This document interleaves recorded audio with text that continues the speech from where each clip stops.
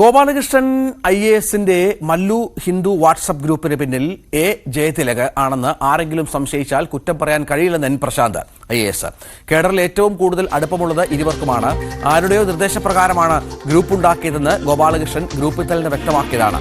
Phone format ചെയ്തതിലൂടെ ഒളിപ്പിക്കേണ്ട ഗുരുതരമായ വിവരങ്ങളോ ചാറ്റുകളോ മായ്ച്ചു കളഞ്ഞിട്ടുണ്ടാകുമെന്നാണ് ആശങ്കയെന്നും അതാരുമായിട്ടാണ് എന്നതാണ് അന്വേഷിക്കേണ്ടിയിരുന്നതെന്നും പ്രശാന്ത് Q18 ആരോപിച്ചു.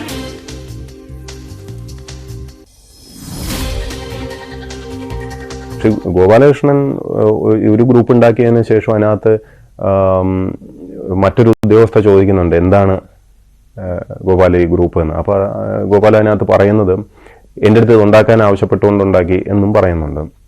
ഞാൻ കണ്ടിട്ടില്ല ഇത് പക്ഷേ ആധികാരികമായിട്ട് കേട്ടത് തന്നെയാണ്. അപ്പോൾ ഇത് ആരോ പറഞ്ഞിട്ടാണ് പുള്ളി ഇത് ചെയ്തതെന്ന് പറയുന്നുണ്ട്. അതാരാന്ന് എനിക്കറിയില്ല. പക്ഷെ ഇതൊക്കെ സ്പെക്കുലേഷൻ ആയതുകൊണ്ട് ഞാൻ അതിലോട്ട് കടക്കുന്നില്ല. പക്ഷെ അത് ഉണ്ടാക്കാൻ പറഞ്ഞ ഒരാള് ഗോപാലകൃഷ്ണന് സ്വാഭാവികമായിട്ടും പറഞ്ഞാൽ ആര് പറഞ്ഞാലാണ് ഒരാള് പറഞ്ഞാലല്ലേ അത് ചെയ്യുള്ളൂ. അത് ഡോക്ടർ ജയതിലക് ആകാം വേണമെങ്കിൽ. അങ്ങനെ അത് സ്പെക്കുലേറ്റ് ചെയ്യുന്നത് ശരിയല്ല. പക്ഷെ ഇതൊക്കെ കാണുന്ന ഒരു സാമാന്യ ബുദ്ധിയുള്ള ഒരു വ്യക്തി ഇതൊക്കെ ആലോചിക്കും അല്ലേ? ഇതൊക്കെ ആലോചിക്കും.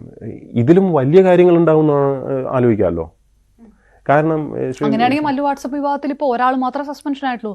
മറുവശത്തെ കുറിച്ച് ആരും ചിന്തിക്കുന്നില്ല. മാത്രമല്ല, ഞാൻ വാട്സ്ആപ്പ് ഗ്രൂപ്പ് എന്ന് ചിന്തിക്കുന്നതിനെക്കാട്ടിൽ ആ ഫോർമാറ്റ് ചെയ്യപ്പെട്ട ഫോൺ എന്നുള്ള രീതിയിൽ വേണം യഥാർത്ഥത്തിൽ ചിന്തിക്കാൻ. അതിനകത്ത് എന്തായിരുന്നു, ഇത്ര മറയ്ക്കാൻ എന്താണുള്ളത് എന്ന രീതിയിൽ ചിന്തിക്കണ്ടേ.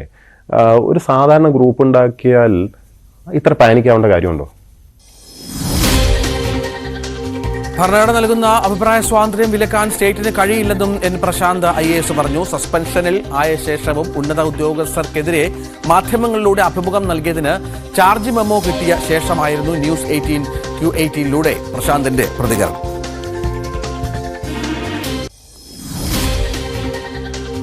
മാധ്യമങ്ങളിൽ അഭിമുഖം കൊടുത്തു, അങ്ങനെ ചട്ടലംഘനം നടത്തി, അതുകൂടെ പറഞ്ഞുകൊണ്ടാണ് കുറ്റാരോപണ മെമ്മോ തന്നിരിക്കുന്നത്. അതിനുശേഷമാണ് ഈ അഭിമുഖം. അതാണ് ഞാൻ ചോദിച്ചത്. അതും ഒരു ധാർഷ്ട്യമാണ്. അങ്ങനെ എന്നെ സംബന്ധിച്ചിടത്തോളം ഞാൻ ഗവൺമെന്റ് സർവീസിൽ ജോയിൻ ചെയ്യുമ്പോൾ നമ്മളുടെ ഫണ്ടമെന്റൽ ഡ്യൂട്ടി എന്ന് പറഞ്ഞാൽ ഭരണഘടന അനുസരിച്ച് പ്രവർത്തിക്കുക എന്നുള്ളതാണ്. ഞാനിപ്പോൾ ഈ സംസാരിക്കുന്നത് എൻ്റെ എൻ്റെ ഫ്രീഡം ഓഫ് എക്സ്പ്രഷനാണ്. അത് എക്സ്പ്രസ് ചെയ്യുമ്പോൾ എനിക്ക് സത്യം പറഞ്ഞാൽ അൺകോൺസ്റ്റിറ്റ്യൂഷണലായിട്ട് ആരെങ്കിലും എൻ്റെ അടുത്ത് അത് നിർത്താൻ പറഞ്ഞു കഴിഞ്ഞാൽ അത് അനുസരിക്കാൻ, കോൺസ്റ്റിറ്റ്യൂഷൻ അനുസരിച്ച് ജീവിക്കാൻ ആഗ്രഹിക്കുന്ന എന്നെ സംബന്ധിച്ചിടത്തോളം അത് ഡസന്റ് അപ്ലൈ ടു മീ. ഒരു രാഷ്ട്രീയ പാർട്ടിയിലുള്ള നേതാക്കന്മാർക്ക് പോലും അവരുടെ പാർട്ടി കേഡർ സംവിധാനങ്ങളും അതെല്ലാം അന്വേഷിക്കേണ്ടേ? ഒരു സിനിമാ താരങ്ങൾക്ക് അവരുടെ സംഘടനയോട് ചോദിക്കുക, അങ്ങനെ എല്ലാത്തിനകത്തും വളരെ കറക്റ്റ് ആയിട്ടുള്ള കാര്യമാണ് ചോദിച്ചത്. അപ്പം ആക്ച്വലി വളരെ കറക്റ്റ് ആയിട്ടാണ് ചോദ്യം ചോദിച്ചത്. ഓരോ സംഘടനയ്ക്കകത്ത് ഇരിക്കുമ്പോഴും ആ സംഘടനയ്ക്കുള്ള സിസ്റ്റം ഉണ്ട്, അതിന് റെസ്ട്രിക്ഷൻസ് വെക്കാം. ഇവിടെയാണ് ഞാൻ പറയുന്നത് നമ്മൾ ഭരണഘടന വായിക്കണമെന്ന്. ആർട്ടിക്കിൾ 19, 1, 2 ഒക്കെ പറയുന്ന നമ്മൾ പാർട്ട് 3 പാർട്ട് 3 പറയുന്നത് എന്താണെന്നത് സ്റ്റേറ്റിന് ചെയ്യാൻ പറ്റില്ല എന്നാണ്. സംഘടനകൾക്ക് ചെയ്യാം. സംഘടനയിൽ എന്നിട്ട് അടങ്ങി ഒതുങ്ങി നിന്നില്ലെങ്കിൽ സംഘടനയിൽ നിന്ന് പുറത്താക്കാം. പക്ഷേ സ്റ്റേറ്റിന് ചെയ്യാൻ അവകാശമില്ല. എല്ലാവരുടെ അഭിപ്രായം കേട്ടിട്ട് അതിനനുസരിച്ച് ഓടാനൊന്നും അല്ല നിൽക്കുന്നത്. എനിക്ക് തോന്നുന്നത് ശരിയും തോന്നുന്ന സാധനം പറയാനുള്ളത് പറയേണ്ട സമയത്ത് പറയണം.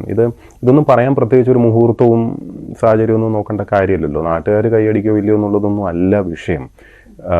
പറയേണ്ട സമയമാണ് ഇത് ചില കാര്യങ്ങൾ എന്ന് തോന്നുകൊണ്ട് മാത്രം ഇത് പറയുന്നതാണ്. ഇതെന്നെ കൊണ്ട് പറയിക്കുന്നതുമല്ലേ.